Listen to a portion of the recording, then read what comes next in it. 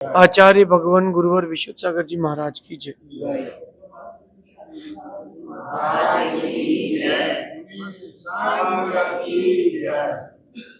या हम सभी अपने जीवन में सुख और गुणों की अभिवृद्धि के लिए नीति के विषयों का श्रवण कर रहे हैं। नीति हमें सिखाती है कि हमें दो चीजों पर काम करना चाहिए, एक अच्छी संगति पर और एक अपने कार्य के प्रति अपने समर्पण पर।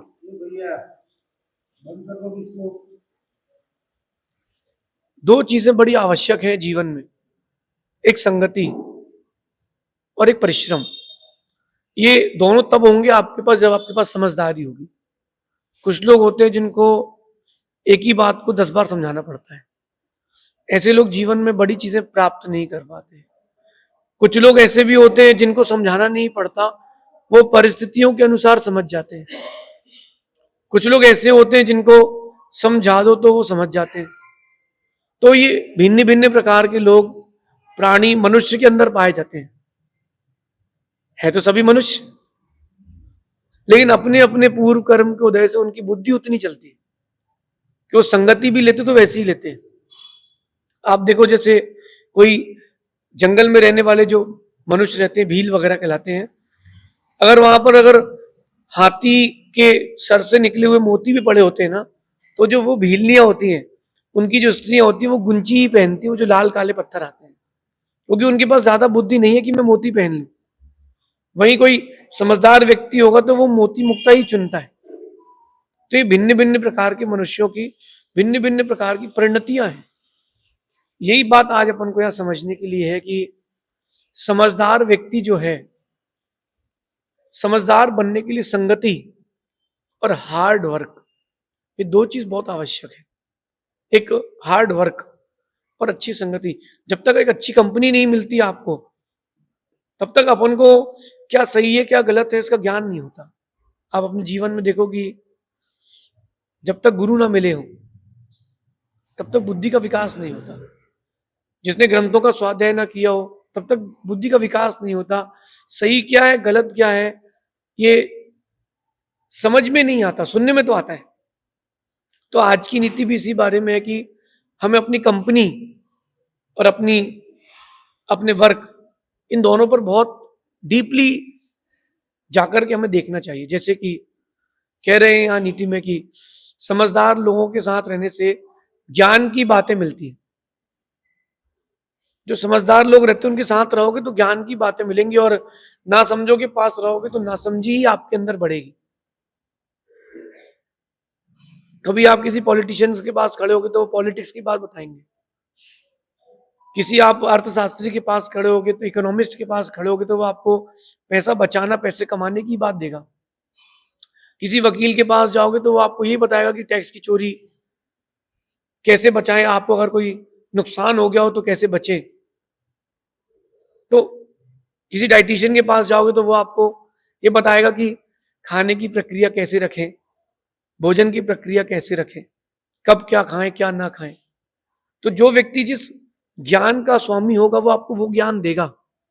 मैथ्स का टीचर मैथ्स पढ़ाता है, साइंस का टीचर साइंस पढ़ाता है। तो अपन को ये सोचना है कि जैसी आपकी संगति होगी, जैसी आपकी कंपनी होगी, आपके माइंड का डेवलपमेंट वैसा होता जाएगा। इसको, मेरी बात को बहुत धैर्य से, गंभीरता से, शांतिपूर्वक समझना। जैसे जैसे आपकी कंपनी होती जाएगी वैसे वैसे माइंड का डेवलप होता जाएगा।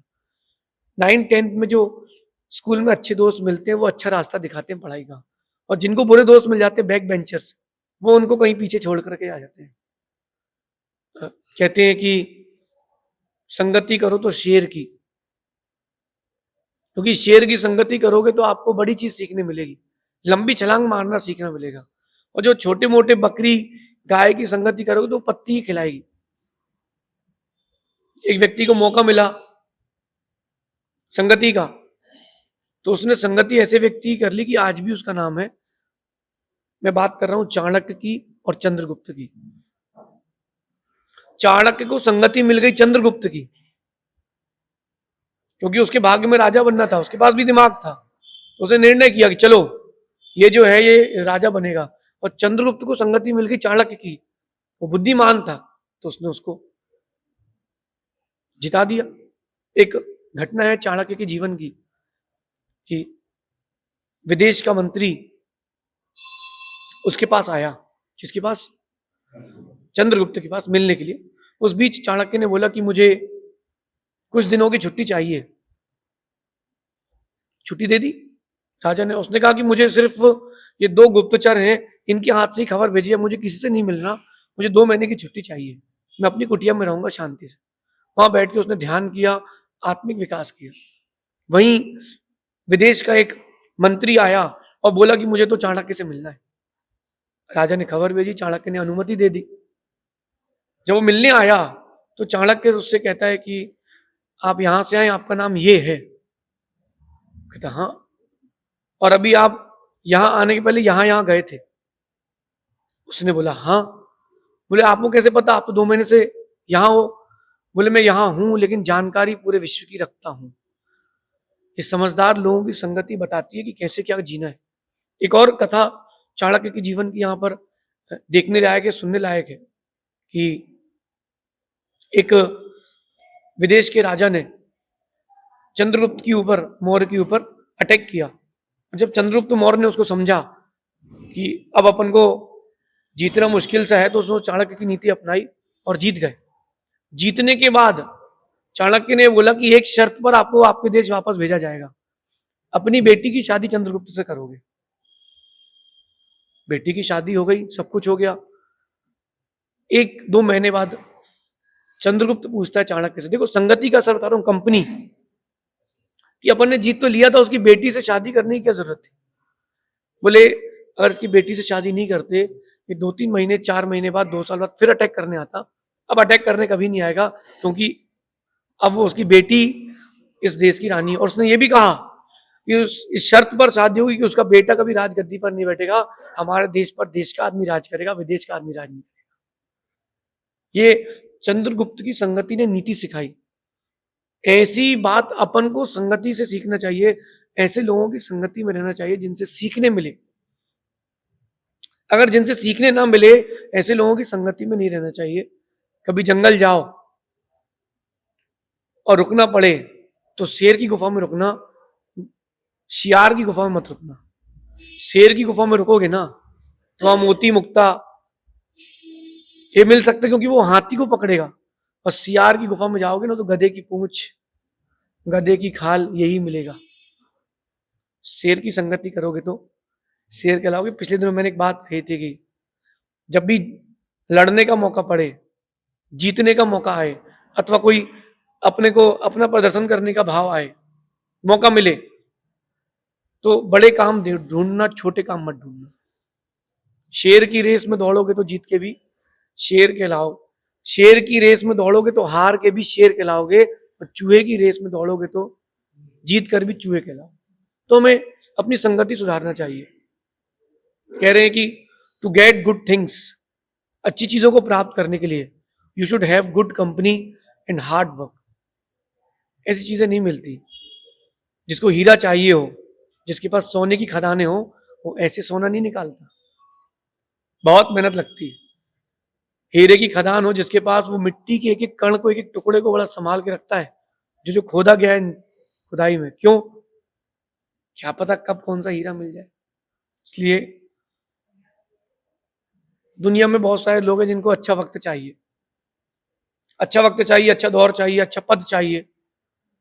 तो मेरा उन सबसे कहना है कि आपको चाहिए, ये बहुत अच्छी बात है, आपका लक्ष्य है, आपकी इच्छा है, आप उसके प्रति डेडिकेटेड कितना हो, आप कितना परसेंट कर रहे हो। बात तो ये, किसी को अगर स्वादिष्ट भोजन चाहिए तो 10 मिनट में स्वादिष्ट भोजन नहीं बनेगा।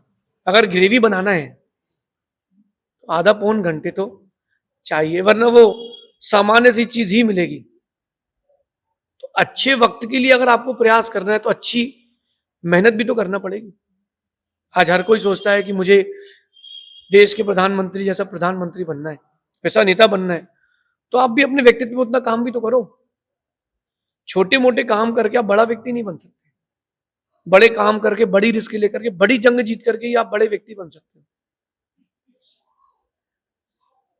चाहे अंतिम सम्राट चंद्रगुप्त की बात हो, जिसने पूरे भारत को जीता, और भारत का एकीकरण करने वाला अगर कोई राजा हुआ अंतिम, उसका नाम था चंद्रगुप्त मौर्य। उसने एकीकरण भी किया, तो आज भी नाम है। देखो, उन्होंने अपने अच्छे वक्त के लिए अच्छी सोच, अच्छा परिश्रम, अच्छे वक्त के लिए अच्छी सोच, अच्छा परिश्रम, अच्छी संगति और अच्छी क्रिया, ये 4 चीज बहुत जरूरी है। बात समझना। हर कोई सोचता है कि अच्छा वक्त आएगा, कहने से नहीं आएगा। मेरी मोटिवेशनल आवाज सुनकर के या मेरी बातों को सुनकर कोई अच्छे दिन नहीं आएंगे आप पे। वो अच्छे दिन जब आएंगे जब ये आवाज आपके अंदर से आएगी। मेरी आवाज में अगर आपकी आवाज जुड़ेगी, तभी आपको ऊंचा पद मिलेगा। सभी लोग लगभग हाथ पे घड़ी पहनते हैं, तो घड़ी 2 वक्त बताती है। एक इंसान का वक्त बताती है और दिन का वक्त बताती है। तो दिन का वक्त तो हर घड़ी बताती है, लेकिन इंसान का वक्त महंगी घड़ी बताती है कि हाँ यार, बड़ा आदमी है। कोई अगर 3 करोड़ रुपए घड़ी पहना हो, इतनी महंगी घड़ियां भी आती है क्या? कोई व्यक्ति 3 करोड़ रुपए घड़ी पहना हो, तो घड़ी उसका वक्त बताती है, वक्त तो बताती है। और वक्त ना भी बताए तो भी उसका वक्त बताती है।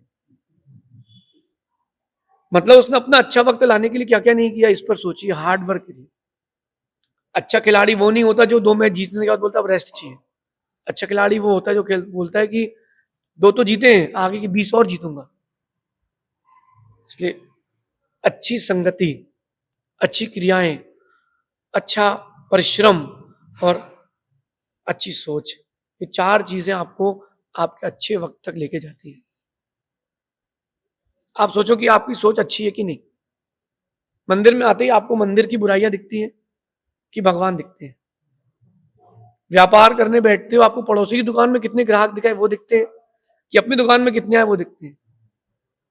अगर आप पढ़ाई करते हो, आप स्टूडेंट हो, तो आप देखो कि आपको क्या दिखता है कि इतना सारा कोर्स है, कि ये दिखता है कि मैं इतना पढ़ चुका हूं। अच्छी सोच होगी तो ही आपका वक्त अच्छा आएगा। लेकिन अच्छी सोच अकेली नहीं, अच्छा परिश्रम भी तो हो। कुछ लोग होते हैं शेख चिल्ली जैसे, शेख चिल्ली क्या, बड़े बड़े सपने देखने वाले, बड़े बड़े सपने देखने वाले। एक व्यक्ति की मुझे कथा याद आ गई। वो व्यक्ति गरीब था, गांव गया, और गांव गांव जाकर के उसने, पहले के जमाने थे वहां मठा फ्री मिलता था, तो मठा लेता गया हर किसी के यहाँ थोड़ा थोड़ा सा, और उस मठे को उसने फिर से भांजा, तो उसमें उसने हाथ डाला तो उसको इतना मक्खन मिल गया, 3-4 चम्मच मक्खन मिल गया।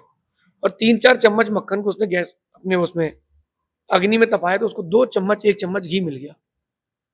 अब वो ऐसा करते करते करते करते करते करते उसने 1 किलो घी जोड़ लिया। मठा पी के दिन निकाल लेता था और घी जोड़ता जाता था। चलो जोड़ता गया जोड़ता गया। एक दिन वो रात को सो रहा था अपनी झोपड़ी में, और क्या सपने देखता है। वो जो अच्छी सोच, बड़ी सोच वाले ना, तो बड़ा परिश्रम नहीं करते। सोचता है कि देखो अभी मेरे पास 1 लीटर घी है, अब मेरे पास 200 भैंसें हो चुकी है, सीधा डायरेक्ट 500 सीढ़ियां ऊपर डायरेक्ट, मेरे पास 200 भैंसें हो चुकी है, और मेरी शादी हो गई, मेरी पत्नी पैर दबा रही है, पत्नी पैर दबा रही है, तो मैं उसको पैर मार के अच्छे चमके दबा। तो उसने पैर मारा, पैर कहाँ लगा? घी के डिब्बे पर, और वो गिर गया। गिरा कहाँ? लालटेन पर, और पूरे घर में लग गई, झोपड़ी में लग गई आग, पूरी झोपड़ी में लग गई आग। अब वो सोचता है कि मेरी पत्नी पैर दबा रही, लेकिन गर्मी क्यों लग रही है? अरे ये तो आग लग गई है। आग खुली उसकी, वो उठ के भागा, वो वहां से उठ के भागा। भैया सोच तो बड़ी रखो, सपने बड़े रखो, लेकिन परिश्रम भी तो उतना करो। इसके साथ साथ संगति। मठा बेच बेच की वो अरबपति नहीं बन सकता, उसको मेहनत करना पड़ेगी। कोई जमीन ना भी हो तो कोई बात नहीं, पहाड़ों पे जाकर के जमीन का निर्माण करके, मिट्टी को खोद करके बना करके फिर वो चाहे तो व्यापार कर सकता है। और इसके साथ अच्छी संगति। जितने बड़े लोगों की संगति होगी, आपकी सोच उतनी बड़ी होगी। छोटा व्यक्ति आपको ऊंचा सोच नहीं देगा, क्योंकि उसका क्राइटेरिया फिक्स है। छोटा व्यक्ति आपको ऊंचा सोच नहीं दे सकता। आप देखना कि अब वो जमाना आ गया कि रिस्क लेने के दिन चले गए, लोग रिस्क लेने डरते हैं। पुराने लोग रिस्क लेने डरते नहीं, नहीं बेटा इतना ही ठीक है, लेकिन बड़े लोग रिस्क लेते हैं। तो ध्यान रखना, जो रिस्क ले रहा है तो हारेगा भी लेकिन जीतेगा भी। रिस्क लोगे जब कभी तो अनसर्टेनिटी तो रहेगी, लॉस भी होगा प्रॉफिट भी होगा। तो अपन इस चीज को यहां से समझे कि अपन को संगति भी अच्छे लोगों की करना है। मेरा मानना है कि सुनार की दुकान के बाहर झाड़ू लगाना अच्छा है लोहे की दुकान की बाहर बैठने की अपेक्षा से, क्योंकि सुनार के दुकान की धूल भी लोहार के बर्तन से महंगी होती है। मैंने बचपन में देखा कुछ लोग हमारे घर के बाहर आते थे, इतना सा ब्रश लाते थे, सुबह सुबह 7 बजे से झाड़ू, हमको झाड़ू लगाना नहीं पड़ती थी, दुकान के बाहर वो पूरा सफाई करके मिट्टी धूल उठा के ले जाते थे। मैंने एक से पूछा क्या करते हो, बोले मैम हम महीने के 10,000 रुपये कमा लेते हैं इस धूल से, क्योंकि आपकी दुकान की जो कतरन है उसका टुकड़ा है वो भी अगर बच गया धूल में मिल जाता है, हम इस पूरी धूल को तपाते हैं, पूरी धूल को तपाने के बाद हमें एक सोने का डिग्ली तो मिल जाती है। तो सुनार के दुकान के बाहर की धूल भी, वो जो लोहार होता है ना उसकी दुकान के बर्तन से महंगे होते हैं, इसलिए कह रहा हूं मैं ये बात, इसलिए कह रहा हूं क्योंकि आपको अपनी संगति पर ध्यान देना चाहिए। शेर की गुफा में जाओगे तो मुक्ता मोती मिलेंगे, गीदड़ की गुफा में जाओगे तो गधे की खाल मिलेगी। संगति करो अच्छे लोगों की, लोहार की संगति नहीं सुनार की संगति करो। सुनार की दुकान की धूल भी बहुत महंगी बिकती है भाई। ये घोर परिश्रम, अच्छी संगति की बात के लिए मैंने कहा good company builds good future. जितने बड़े बड़े अरबपति खरबपति होते हैं वो सब वही आइडियाज देते हैं। सामान्य व्यक्ति से मिलोगे तो वो यही बोलेगा कि यार यहाँ से पान की पत्ते ले लो, वहां बेच लो, 150 रुपये एक बिंडल में बचता है। और जितने बड़ी सोच के व्यक्ति से मिलोगे तो तुमको उतना सिखाएगा कि बेटा तुम ये यहाँ से पान मत लो, तुम बागान से लो, और वहां से 5,000 लेकर के आएंगे। बड़ी बड़ी कंपनियां R&D करती हैं, रिसर्च एंड डेवलपमेंट करती है, अच्छे बड़े बड़े लोगों को हायर करती है। क्यों करती है? ताकि इनका भी बुद्धि का विकास हो रहा है तो अपना भी हो। इसलिए संगति, good company and hard work, इन दो पर आपको काम करना चाहिए। देखो आप, मैं एक बात बोलता हूं, बड़े बड़े पहाड़ हैं, उन पहाड़ पर बड़े बड़े पेड़ हैं, है कि नहीं? उन पेड़ों को पानी देने कौन जाता है? अच्छा, उन पहाड़ के ऊपर पेड़ों को लगाने कौन गया? कोई लगाने नहीं गया, ना कोई कभी पानी डालने जाता है। और खेत में अगर 2 दिन पानी नहीं डालो तो मुरझा जाता है। इसका मतलब वो जो खेत का पौधा है वो हार्ड वर्किंग वाला नहीं है। वो जो पहाड़ का पेड़ है वो हार्ड वर्किंग वाला है, वो जड़ अंदर जाती है, एक बरसात के पानी को इतना समेट के रखता है कि 10 साल जी जाए। तो वो पेड़ जो है वो पहाड़ के ऊपर जो उग रहा है, पहाड़ के 2 टुकड़े करने की ताकत रखता है। तो वो पेड़ जो है वो जड़ों को अंदर भेजता है कि तुम्हें करना है। ये बात क्यों कह रहा हूं? ये घोर परिश्रम के लिए कह रहा हूं। पेड़ में उगे, जो पहाड़ में उगा पेड़ है उसको देखना। हमने ग्रेनाइट के पत्थर पर चंदन के पेड़ लगे देखे, किसी ने उसको लगाया नहीं है। कनकगिरी कर्नाटक में थोड़ी सी मिट्टी इकट्ठी हुई, उसमें पेड़ उग गया। उसने अपना हार्ड वर्क किया है। सामान्य पेड़ से चंदन के पेड़ बनना है तो हार्ड वर्क तो करना पड़ेगा, वरना कहीं व्यर्थ ना चले जाओ। पानी भी संगति करता है, नीम की तो कड़वा होता है, संगति करता है आम की तो मीठा हो जाता है। संगति का हमारे जीवन में बहुत प्रभाव पड़ता है। साधु पुरुषों की, अच्छी लोगों की संगति करें, जिनका स्वभाव व्यवहार चरित्र अच्छा है, व्यक्तित्व अच्छा हो, उनकी संगति करें तो आप भी एक दिन ऊंचे स्थान को पाएंगे। ऐसा विचारना। शेष आगे देखेंगे। भगवान महावीर स्वामी की